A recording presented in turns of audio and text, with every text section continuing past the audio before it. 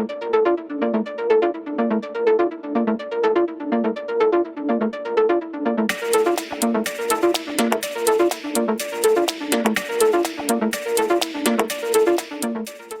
वालेकुम नाज़रीन, इस एपिसोड के शुरू में महापरी खतून ने अपने खास आदमियों को बुलाया होता है। महापरी खतून कहती है, सुल्तान मुअज़्ज़म अपना सफेद कफन लेकर अपने साथ मुहिम पर निकले हैं। कल वो अल्लाह की रहमत को पा लेंगे।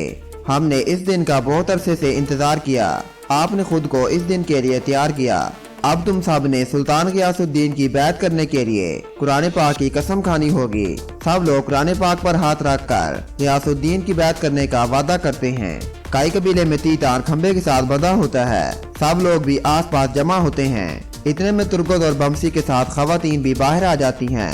तुर्गत तीतान से कहता है, तुम्हारे हिसाब का वक्त आ गया है। तीतान कहता है, अगर तुम समझते हो कि मैं जिंदा बचने के लिए आपकी मिन्नतों समाज करूंगा तो ये आपकी भूल है। ना ही मैं अंजलूस की तरह बुज़दिल हूँ और ना ही आरस की तरह गद्दार, जिसने अपने मकसद से गद्दारी की है। बमसी गुस्से से तीतान को पकड़कर कहता है, तुम मिन्नतों समाज करो या ना करो, जिस तरह हमने दूसरे बदमाशों के साथ तुम्हारे गवर्नर को भेजे हैं, तुम्हारा सर भी जल्द उसे भेज देंगे। तीतान कहता है, तुम सब मरोगे, तुम्हारे कबीले तबाह बर्बाद हो जाएंगे। मैं अपनी आंखों से अभी भी अच्छी तरह देख सकता हूँ कि किस तरह सामसा मेरी तलवार के हर वार से चिल्लाया था। ये सुनकर तुर्गत बहुत ज्यादा गुस्से में आ जाता है और उसी वक्त अपने कुल्हाड़े के वार से तीतान को जहन्नम हासिल कर देता है। ये देखकर सब लोग अल्लाह अकबर का नारा लगाने लगते हैं। दूसरी तरफ नसरुद्दीन सुल्तान को खाना पेश करता है और कहता है, सुल्तान मुअज़्ज़म, ये मैंने आपकी ख्वाहिश पर तैयार किया है। इसे चखना आप और अर्तुल साहब की किस्मत में है। शहजादा गियासुद्दीन ने आपसे मिलने की दरख्वास्त की है। सुल्तान कहता है, अभी नहीं, जब वक्त आएगा तो मैं उसे अपने हुजूर बुलाऊंगा।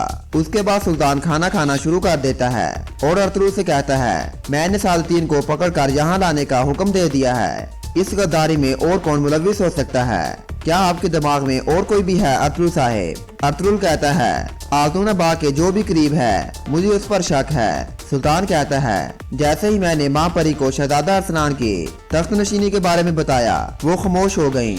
लेकिन फौरन ही उसने सालतीन की जान बख्शने की मुझसे दरख्वास्त की। माँ परी पर भी मुझे शक है, वो भी इस गद्दारी का हिस्सा है। आपको कल बगैर तखीर के रवाना होना है। मुझे शहजादा अरसलान और मलका की जिंदगियों का डर है। उन्हें जाकर मेरे महल में ले आएं। अब से मुझे सिर्फ आप पर भरोसा है अर्तुल साहेब। मैं महल वापस जाकर सबको सजा दूंगा।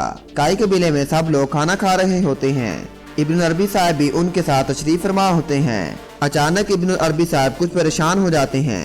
दूसरी तरफ जहर वाला खाना खाने के बाद सुल्तान की हालत बिगड़ जाती है।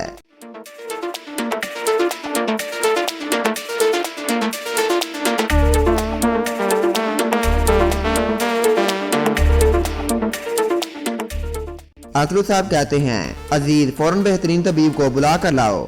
सुल्तान कहता है, अर्तुल साहब, अगर मुझे कुछ हो जाता है तो मेरा बेटा अरसलान और उसकी माँ तुम्हारे हवाले है। अगर हम ठीक थे तो गद्दार उन दोनों को भी मार देंगे। इतने में शहजादा गियासुद्दीन भी अंदर आ जाता है और सुल्तान की हालत देखकर काफी ज्यादा परेशान हो जाता है। तबीब सुल्तान का मायना करके कहता है, सुल्तान मुअज़्ज़म को जहर दिया गया है। ये सुनकर गियासुद्दीन गुस्से में तबीब से कहता है, क्या मतलब है तुम्हारा? ये कौन करने की जुर्रत कर सकता है? अर्तुल कहता है, शहजादे, तबीब साहब को अपना काम करने दें। फिर हकीम साहब अपना मायना दोबारा शुरू कर देते हैं।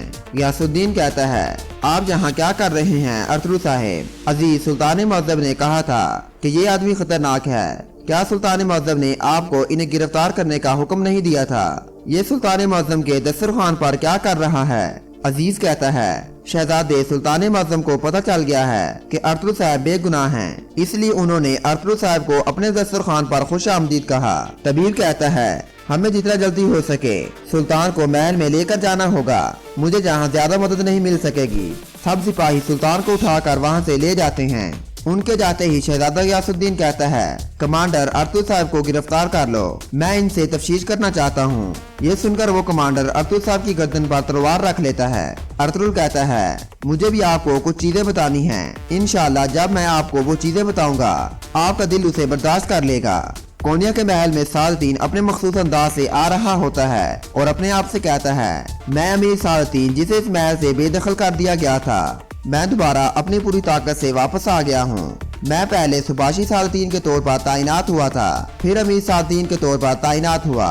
अब सुल्तान सालतीन के तौर पर तैनात होने का वक्त आ गया है। सिपाही अरतुल साहब को पकड़कर जिंदान की तरफ ला रहे होते हैं। अरतुल साहब अपने दिल में कहते हैं, हम शोलों का लिबास पहनकर हक के रास्ते पर निकले हैं। इस मकसद के लिए हम जंजीरें पहनकर कैद में जाने के लिए तैयार हैं, लेकिन अब चाहे वो हमें फांसी दे दें, हमारे मुंह में आखिरी बात यही होगी, हमेशा के लिए इंसाफ। अब वो समझते हैं कि उन्होंने हमारे आगे एक बंद बना दिया है, लेकिन एक हंगामा खेज और बिखरे हुए दरिया की तरह हम उनके बंद को तोड़ देंगे। फिर सिपाही अरतुल साहब को जिंदान में बंद कर देते हैं। काई कबीले के मरकजी खेमे में गुंदोद अपनी तलवार से जंगी मशकों में मसरूफ होता है। इतने में सुंगर तकीन वहाँ आ जाता है। गुंदोद अपनी तलवार उसकी गर्दन पर रखकर कहता है, तुम कौन हो, तुम्हारा नाम क्या है। जैसे ही सुंगर तकीन अपना नाम बताता है, गुंदोद झाड़ से अपने ताए के गले मिलता है। सुंगर तकीन गुंदोद से हाई मखतून के बारे में पूछता है। गुंदोद कहता है वो दूसरे खेमे में हैं। दूसरे खेमे में हलीमा सुल्तान और हाई मखतून साउची के पास बैठी होती हैं। गुंदोद हाई मखतून से इजाजत लेकर अंदर आ जाता है। हलीमा सुंगर तकीन को देखकर बोलने लगती है, लेकिन सुंगर तकीन इशारा करके हलीमा को खामोश करवा देता है। हाई मखतून कहती है, क्या बात है सिपाही गुंदोद। सुंगर तकीन कहता है, ये अरतुल एक बार फिर जिद्दी बना हुआ है। वालिदा, ये हंगामा खेज हाथ से निकल चुका है, आपने अपने इस बेटे का क्या करना है। ये सुनकर हाई मखतून दंग रह जाती है।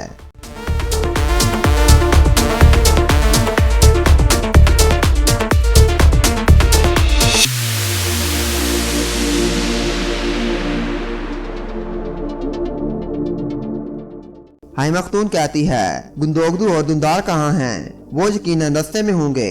सुंगर तकीन कहता है, नहीं वालिदा, वो कबीले में हैं। वो सुल्तान हामद की मुहिम में शामिल होने गए हैं। इंशाल्लाह वो भी जल्द यहाँ होंगे। अरतुल साहब कहाँ हैं? वो यकीनन शिकार पर गए होंगे या फिर काफिरों के पीछे। हाई मखतून उदास होकर कहती है, वो ना तो शिकार पर गए हैं और ना ही काफिरों के पीछे, वो मुहिम पर गए थे।